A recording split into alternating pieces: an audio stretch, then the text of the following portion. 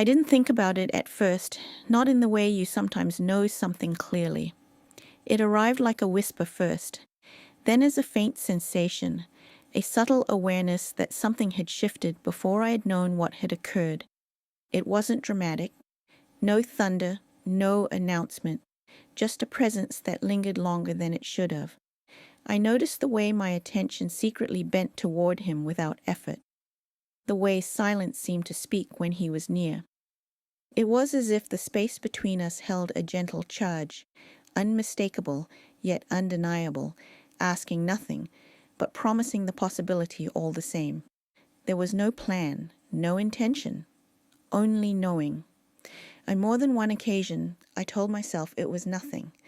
Curiosity, maybe, a moment that would fade away if left alone. But moments like that don't fade. They settle.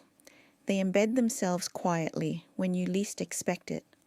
What surprised me most wasn't the feeling itself, but how natural it felt.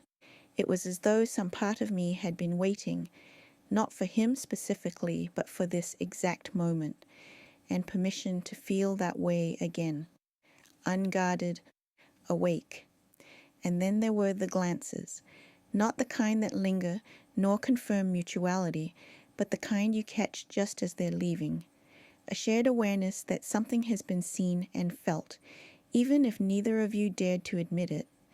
In those moments, I understood something I hadn't expected to understand so soon, that this wasn't imagined, that whatever stirred in me wasn't mine alone.